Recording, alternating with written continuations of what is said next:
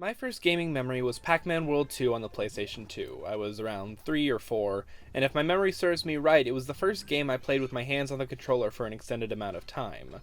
The goal was simple: you collect things and get from one place to the other. It was simple, but I was enchanted. For the next 10 or so years, platformers pretty much exclusively were my love. From Sonic Heroes to Super Meat Boy, nothing was better than getting from one end of a stage to the next. And while platformers have been getting a bit of a resurgence lately, and they've always been really prominent on the indie scene, there haven't truly been any AAA platformers outside of Nintendo's outputs and the occasional Sonic misfire. Having accepted that I will never find true joy like I did as a child, a few months ago I booted up yet another zombie shooter expecting a middling diversion. It was called Dying Light, and apparently it had parkour mechanics, so why not? 3 days later, I had sunk over 20 hours into the game getting to the finish line and happily living through its barren and inventive world. And that was because Techland, the game's developers, somehow pretended that their open-world 3D platformer was the next big carbon copy zombie game. It's impossible to know what's going on in the mind of a developer when they make their game, so there's a chance that Techland was trying hard to make another empty time waster and stumbled face first into smooth and entertaining platform mechanics. Considering no other first-person game has done it this well, that may be a possibility.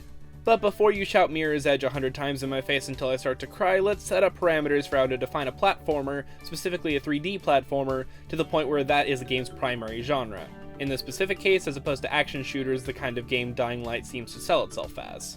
The first is that platformers need to be, above all else, based on player input and dexterity. While Dying Light does have a few crutches, such as automatic climbing when you just barely make a jump, the majority of its traversal is about player choice and how well they can judge their next step, and the consequences of failing usually lead to, well, that. For a game that looks like a platformer but is removed based on that first point, let's look at the Assassin's Creed series. Here in Assassin's Creed 3's first mission, you have to climb up and around this opera house, and the only button inputs you need are move the stick forward. H-Bomber Guy brought this up, even name-dropping the Assassin's Creed franchise in his video about Yooka-Laylee.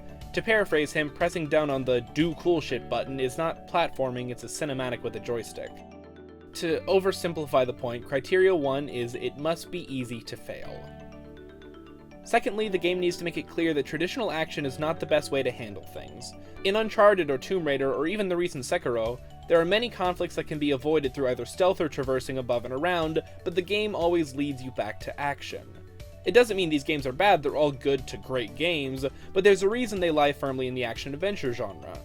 For every group of enemies you can swing past in Sekiro, there are 2 boss fights that demand mastery of your sword. For every obstacle in Tomb Raider, there's a series of overpowered guns you can use to mow down everyone that stands in your way.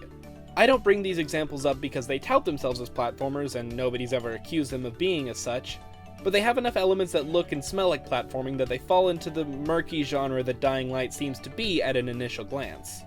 Criteria 2, action is a last resort. Third and finally, the game needs to be fast, but not too fast. Platforming is about reaction times, as stated in point 1. The longer you have to think, the less time you have to react. There is a good bit of downtime in Dying Light, such as standing on the highest point in a certain area, but those moments are never when the mission ends, and the game's bread and butter come when you have to run through a horde of zombies without looking back. Quickly and carefully is the name of the game. You have to be fast enough to be worried, but not so fast that you can be reckless with little consequence. Every movement matters, every leap is necessary, and if you don't do it right...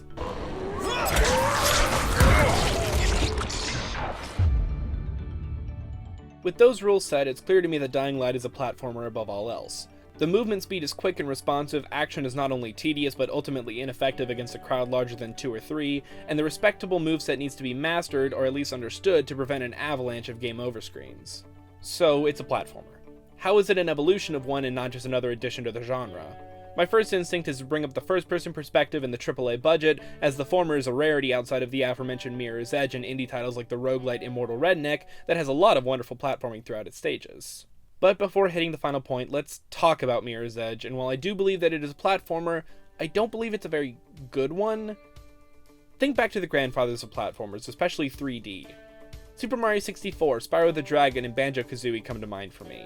They're all tightly designed masterpieces, but I implore you to replay these games.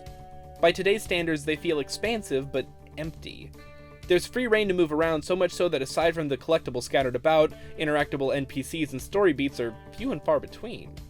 And as such, everything is clear and clean and nice.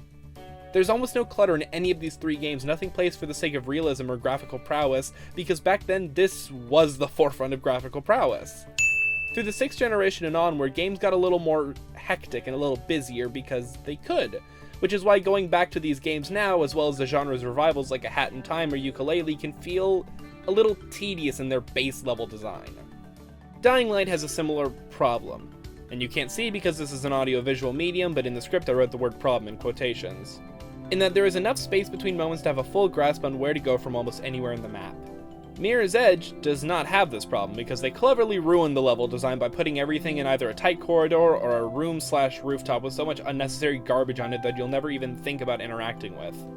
The game's bright white colors do a lot of the heavy lifting to offset this clutter, but when thinking about each individual object on its own, it's a lot of nothing crammed into very small spaces. Dying Light is, to me, the evolution of the platformer because if companies embrace this game's trappings and its failures, we might start to see a new species of this type of game that I love so much. Platforming fell off for a long time because for better or for worse, they almost all feel the same. Easy or hard, simple or complex, AAA or indie, they all harken back to the simplest tenets of game design. Starting at point A and making your way to point B. Dying Light finds that sweet spot between your traditional open-world game and an old-school platformer, and uses that exhilarating simplicity to its advantage. And while we're in a bit of a resurgence of the genre as of late, it's mostly nostalgia-based. Crash and Spyro got remastered, Super Mario Odyssey was just Super Mario 64 but prettier, and there are tons of other examples of games that rest their laurels almost a little too much on either being franchise IPs or spiritual successors to those IPs. I don't know if the platformer will ever be as big as it was when I was a young warthog, when the genre was in supernova. But if games like Dying Light and hopefully its upcoming sequel refuse to forget how much fun it is to jump from rooftop to rooftop, even in an industry that is forever focusing on being bigger, better, and more expansive, then that fun can be transformed, transported, and renewed. What I'm saying is, for the love of God, please do not let Dying Light 2 suck.